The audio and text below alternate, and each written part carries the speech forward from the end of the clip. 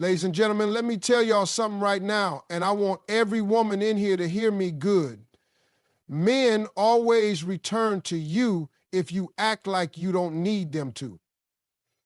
Now, I ain't saying play games. I ain't saying be cold or bitter. I'm saying walk in the kind of confidence that says, I know who I am with or without you. That's the kind of energy that pulls a man back every time. Let me break it down for you plain and simple. Confidence is the most attractive thing a woman can wear. It don't matter what kind of dress you got on, what shoes you rocking, how perfect your makeup is. If you ain't wearing confidence, you're missing the one thing that turns heads before you even say a word. You can be the most beautiful woman in the room, but if you don't know it, if you don't feel it, that insecurity walks in before you do. And let me tell you something, men can smell that from across the room. It's not what you look like, it's what you carry. It's how you walk in, how you look people in the eye, how you carry your energy. That's what makes people stop and notice. When a woman knows who she is, when she walks in her worth, when she ain't begging for attention or validation, that's a different kind of power. And that kind of woman, she stays in a man's mind long after she leaves the room. I'm telling you. Men might get distracted by looks, but they get attached to energy. And the energy of a confident woman is unforgettable. She don't chase. She don't compete. She don't try to prove herself to nobody. Why? Because she knows she's the table. Not just bringing something to the table. She is the table. You want to know when a man really starts to take you seriously? It's when you show him that you're good, not in a rude, arrogant way, but in that calm, unshakable way that says, I got me, whether you choose me or not. That kind of woman makes a man think twice about playing games. That kind of woman makes a man level up or leave. And you want that. You want to be the kind of woman that challenges a man to grow, not the one that makes herself smaller just to keep a man around. I've seen so many women dim their light, shrink themselves just to make a man feel comfortable. Baby, no. The right man will never ask you to get smaller so he can feel big. The right man will love your shine, but that starts with you loving your shine first. If you don't see your value, how can anybody else? If you keep looking to other people to tell you you're enough, you're going to be chasing that approval for the rest of your life. Now listen, I get it. Confidence don't come easy all the time. Life hits you, heartbreak happens. People you loved didn't love you back the way you deserved. But confidence ain't about having a perfect life. It's about making a decision every single day to remind yourself who you are, no matter what you've been through. Confidence says, I know what I've been through, and I still rise.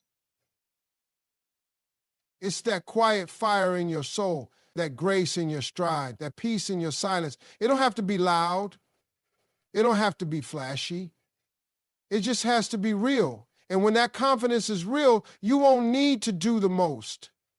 You won't need to beg, argue, or fight for a spot in anyone's life. You won't be afraid to walk away from anything that doesn't align with your worth, because a confident woman doesn't fear being alone. She fears being somewhere that diminishes who she is. Let me tell you something that might change how you look at everything. The man that's meant for you will not be intimidated by your confidence. He'll be inspired by it. He'll step to you with respect because he knows you're not here to play games. And if he's not ready, that's okay. You don't shrink. You don't pause your growth. You keep it moving, you keep building, you keep becoming, because confidence isn't just attractive, it's magnetic. And when you've got it, everything that's meant for you finds its way. That's real talk. Let me tell y'all something that'll change your life if you really let it sink in. How you treat yourself sets the standard for how the world treats you. See, people don't give you what you deserve, they give you what you accept. And if you don't respect yourself first, don't expect nobody else to do it for you. I'm telling you the truth right now. Self-respect is not just something you think about, it's something you live. It's how you move, it's what you tolerate, it's what you walk away from. It's what you don't explain anymore. You can be the kindest, sweetest, most beautiful soul out there, but if you're constantly letting people cross boundaries, lie to you, play with your time and your energy, then guess what? You're telling them it's okay. You're telling them, hey, I don't require better, so do what you want. And listen, I'm not judging you. I know sometimes it comes from love, from patience, from hoping that they'll change. But at some point, you got to realize love without respect is not love. Patience without boundaries is just permission. And hoping without action keeps you stuck in cycles you were meant to grow out of. See, when you respect yourself, you stop trying to prove your worth to people who never deserved access to you in the first place. You stop calling it loyalty when really it's just fear of being alone. You stop saying, I'm just being understanding, when really you're just ignoring red flags. Baby, no, that ain't strength. That's you forgetting who you are. And let me remind you, you're not here to be anybody's maybe. You're not here to be an option. You're not here to beg for the bare minimum like it's gold. You're a whole blessing. Start acting like it.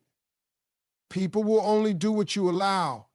That's why your standards matter, your boundaries matter, your no matters.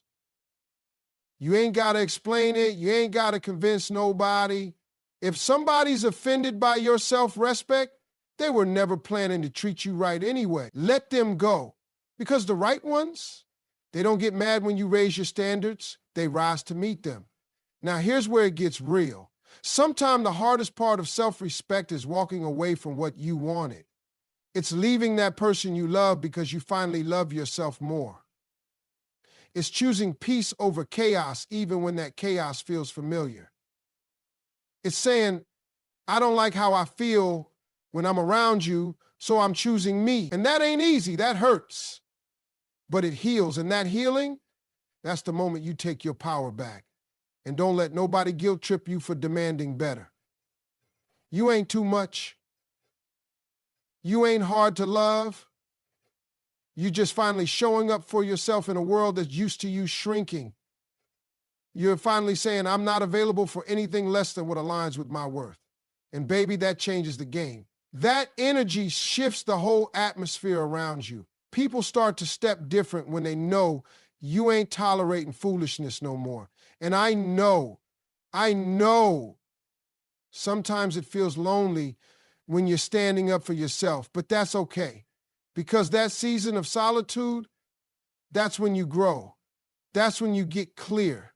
That's when you stop settling for crumbs and start realizing you're meant for the whole damn cake. You weren't created to be second choice, to be in someone's life just because it's convenient for them. Nah, you were created to be chosen, fully, completely, without hesitation. So I'm telling you right now, respect yourself so loudly that nobody can ever question it. Speak up for yourself. Protect your peace. Walk away from what doesn't honor you, because every time you do, and more importantly, you're teaching yourself that you are worth protecting, that you are worth choosing, that you are enough. Let me tell you something that a lot of folks don't want to hear, but they need to. Sometimes the loudest thing you can say is nothing. Silence, baby. That's silence, that's power, that's presence. That's you saying everything without saying a word. See, when you've been disrespected, overlooked, played with, lied to, your first instinct might be to talk, to explain, to plead, to beg them to see your worth. But let me tell you something right now. Begging don't move people. Silence does. When you stop talking, when you stop chasing, when you stop trying to force someone to treat you right, that's when they start listening. Or better yet, that's when you start hearing yourself again. See, silence ain't weakness. Silence is strategy. It's you choosing dignity over desperation. It's you understanding that peace is more valuable than having the last word. Because here's the truth. The moment you have to start begging for someone's effort, their time, their love, their honesty, you've already stepped out of alignment with your worth. Love should never feel like convincing. Respect should never have to be earned through pain. If you got to beg for it, it's not love. It's a trap dressed in hope. Now, I know silence can be uncomfortable. We're human. We want closure. We want clarity. We want to be understood. But baby, not everybody deserves access to your voice. Not everyone earns the right to hear your heart. Sometimes the most powerful thing you can do is just fall back. Let them wonder. Let them feel your absence. Let them sit in the space where your energy used to be. That silence, that's the echo of your value. That's the weight of your presence. And when it's gone, oh, they'll feel it. The problem is too many of y'all are trying to talk your way back into spaces you were already too big for. You keep explaining yourself to people who ain't listening. You keep lowering your standards for folks who never planned to meet them anyway. And every time you do that, you chip away at your self-worth. Every time you beg, you lose a little piece of your voice. The voice that should have been used to uplift you, not chase them. Let me ask you something. When's the last time you just sat in silence and let your absence speak for you? When's the last time you didn't send that text, didn't make that call, didn't write that long message explaining your heart to someone who already showed you they didn't care for it? Because I promise you this, the day you stop talking and start walking, everything shifts. You gain clarity, you regain control. You remind yourself of who the hell you are. I've seen women try to fix everything with words, trying to be understanding, trying to be patient, trying to communicate. And that's beautiful, that's mature. But it only works with someone who's ready to meet you there. If they ain't listening, your voice becomes background noise. That's when silence is the move. That's when pulling back becomes the lesson. Because silence does what words never could. It shows them what life looks like without your presence. And trust me, that absence, it hits different. You don't have to announce your boundaries. You don't have to scream your standards. You don't have to fight to be seen. You just stop showing up where you're not valued. That silence will echo louder than any argument. It will make more noise than any confrontation. Because real ones feel your silence before they hear your words. So stop wasting your breath on people who treat your presence like it's optional. Stop giving explanations to folks who already made up their mind. Your silence is not passive, it's powerful. It's you saying, I choose me. I protect my peace. I know my worth. And once you start moving like that, trust me, the game changes. Let me go ahead and say something to you that might sting at first, but will set you free if you let it. The best way to respond to pain, disrespect, heartbreak, betrayal is to level up. Not to clap back, not to send some long message, not to show them you're hurting. No, baby, you show them through elevation.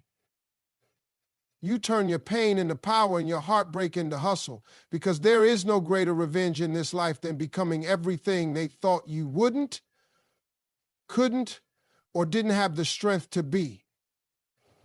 See, people expect you to stay stuck. They expect you to fold. They expect you to fall apart when they walk away. Some of them even count on it. They leave hoping you'll break down so they can feel better about how they treated you. But the moment you choose to rise instead of sink, the moment you focus on your glow up, your goals, your healing, that's when you flip the script. That's when you take your power back. Let me be real. Revenge ain't about hurting them. It's about refusing to let what they did define your life. It's about showing yourself first, then the world, that nothing and no one has the power to stop your shine. And listen, leveling up don't always mean flashing money or showing off on social media. That ain't the core of it. Leveling up is personal. It's emotional, it's spiritual. It's waking up every day and choosing growth instead of bitterness. It's going to therapy, getting in shape, starting that business, reading those books, surrounding yourself with people who love you right. And the beautiful part, you ain't got to announce it. You don't have to post your every move. Your energy will speak for itself. The glow up is always loud, even when you're silent. When you start walking in confidence, when you carry peace on your face and purpose in your steps, people feel that. The same ones who ghosted you, played you, lied to you, doubted you, they'll start checking for you when they see you leveling up. That's just how it goes. But the point ain't to take them back. The point is they no longer fit the life you're building. You've outgrown the version of yourself that tolerated them in the first place. Let me tell you something from the heart. You don't need revenge in the way the world teaches it. You don't need to wish for their downfall or hope karma hits them. That's wasted energy. What you need is to focus on becoming. You need to become so aligned with who you really are, so tapped into your worth and your potential that nothing outside of you can shake you anymore. Because real revenge is peace. Real revenge is joy. Real revenge is waking up one day and realizing you're not even mad anymore. You're grateful. Grateful that they left. Grateful that they hurt you. Grateful that it pushed you to grow. That's when you know you've won. And I'm not saying it don't hurt. I'm not saying you shouldn't cry, shouldn't grieve, shouldn't feel what you feel. You should, you have to. But once the tears dry, once the dust settles, you've got a choice to make. You can stay stuck or you can rise. You can keep replaying what they did to you, or you can start rewriting your own story. Choose the rewrite. Choose the rise. Choose to level up so hard that even you look back one day and say, damn, I really made it through that. And let's talk about what leveling up really looks like. It's not overnight. It's not some pretty little montage. It's messy. It's lonely sometimes. You'll lose people. You'll outgrow places. You'll shed layers you didn't even know you had.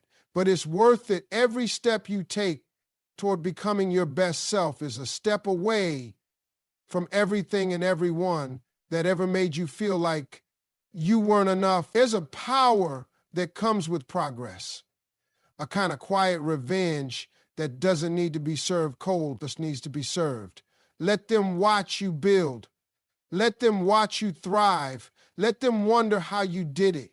And when they come back around, and trust me, they always do, you won't need to say a word. Your life will say it all. Your peace will be the proof.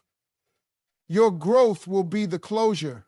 That's the real win. That's the real revenge. That's the level up. Let me give you something real that most people don't learn until they've been through some hard times. Detachment is not about not caring. It's about caring correctly. It's about understanding that peace and power come from knowing how to love without losing yourself.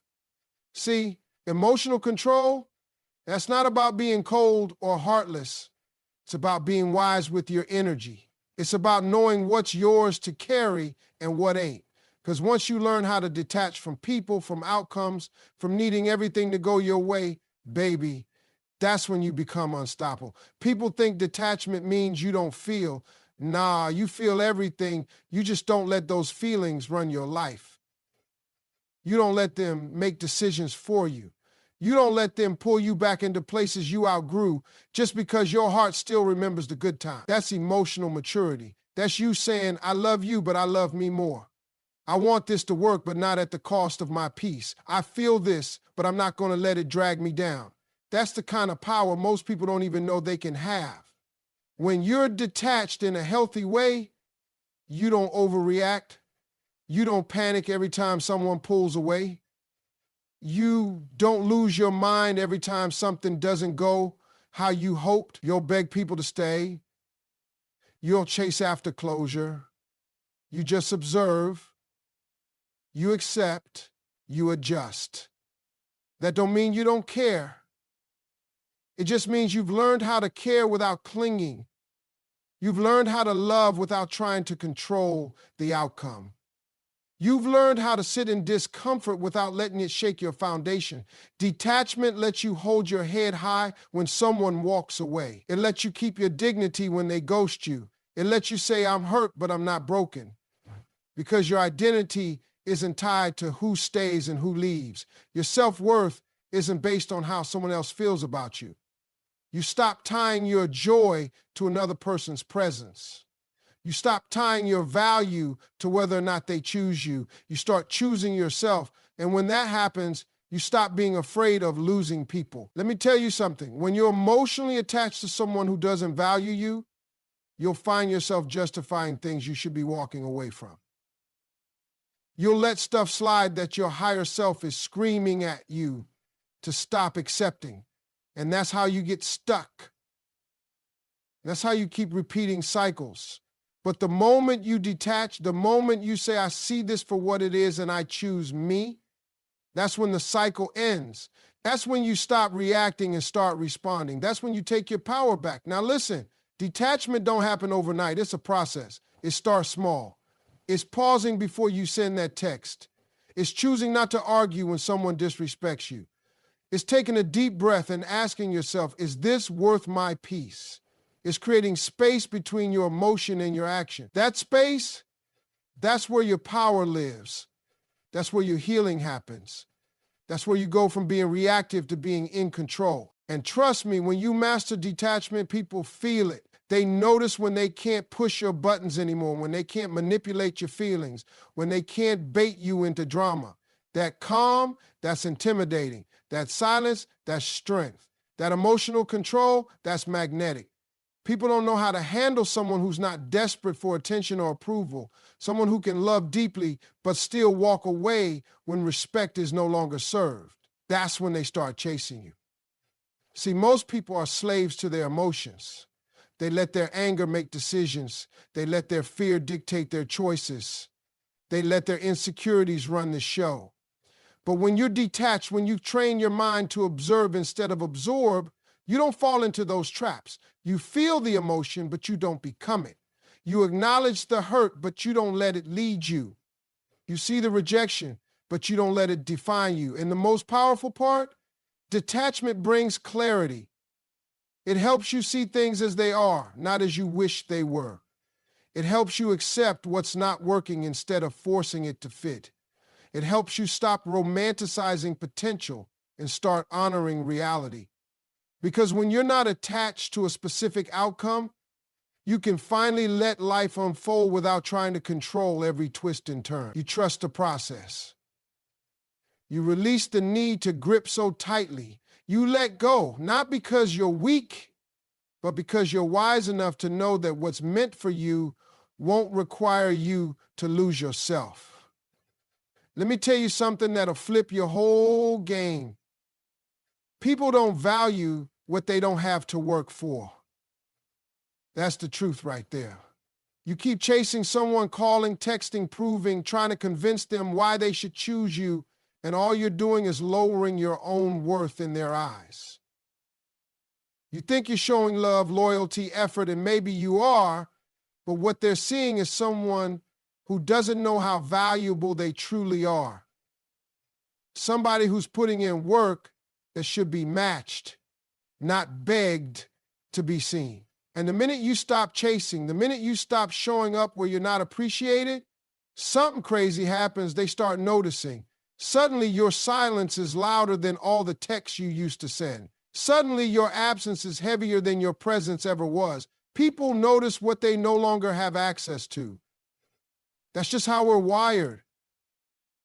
When someone knows you'll always be there, they stop looking at you. They stop hearing you.